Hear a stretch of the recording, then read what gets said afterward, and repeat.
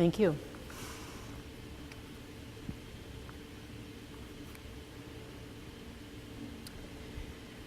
Remember Chicken Little, who was walking in the woods one day when an acorn fell on her head? Misinterpreting her experience, she was sure the sky was falling. Terrified, she trembled all over, shaking out half of her feathers. And she began to run to tell the king, "The sky is falling," frightening everyone she encountered along the way. Henny Penny, Ducky Lucky, Goosey Lucy, and Turkey Lurkey, who joined the frantic parade, running at a frenzied pace, screaming, "The sky is falling, the sky is falling." Then they met Foxy Loxy, who, taking advantage of this huge misinterpretation, led all of them to his den to meet their demise, and probably for a very tasty dinner for Foxy Loxy. I wonder if we misinterpret what Jesus meant in the prayer he taught, not about the sky falling, but about heaven coming to earth, if our fate, and perhaps even more the fate of the entire world, could be just as stark and devastating as Chicken Little's and her friends. Last week, I invited you to see the prayer Jesus taught with fresh eyes, to hear these words with new ears, to say this prayer with expanded understanding, renewed commitment, and growing excitement and passion.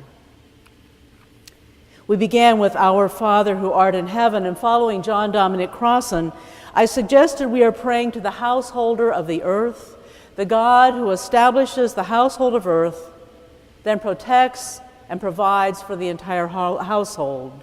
Much like someone, female or male, who keeps the whole household running smoothly and fairly, making sure that everyone has enough with special care and concern for the most vulnerable.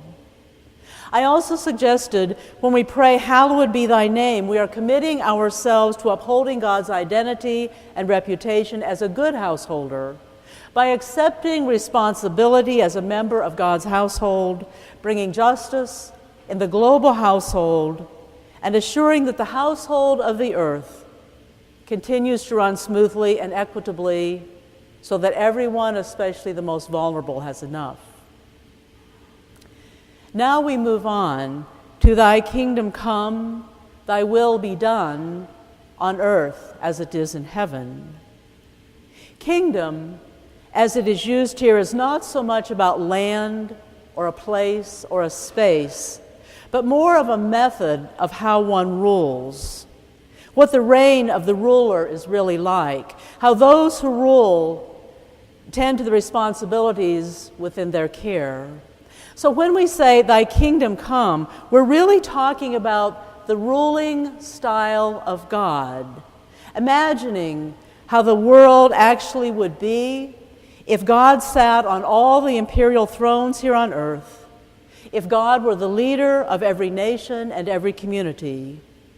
As Crossan puts it, this phrase Jesus taught his followers to pray dreams of an earth where the Holy One of justice and righteousness actually gets to establish, as we might say, the annual budget for the global economy, to which we might add the national economy, the church budget, and our family budgets.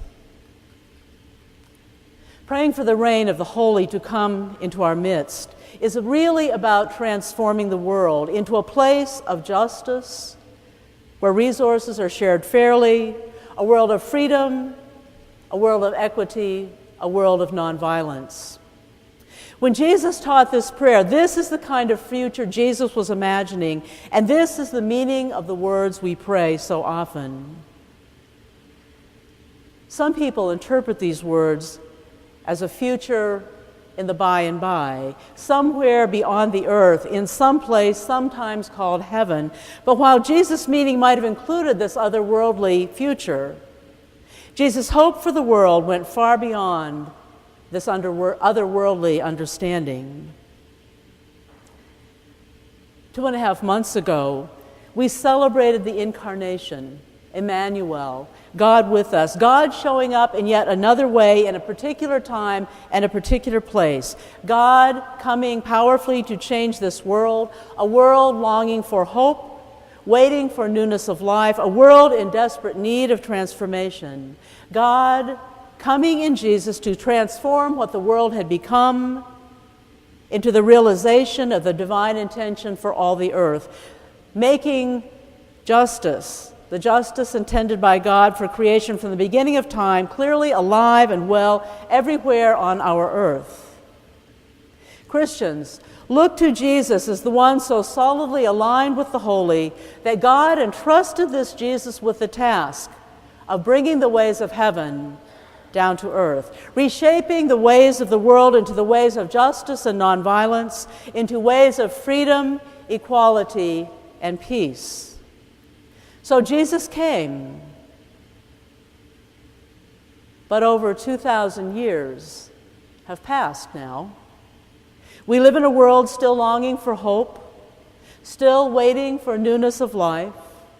We live in a world in desperate need of transformation from what the world has become in our own time into a new creation where God's intentions from the world, from the beginning of time, are alive and well and pulsing with life and hope, with divine justice and divine love in our midst, beyond our doors, as far as the eye can see, or airplanes or news cameras can take us throughout the whole earth. Did something go wrong? Why is the world still in desperate need of hope and justice, equality and freedom? Where did the heavenly ways brought to earth by Jesus go? What happened to transformation and peace on earth?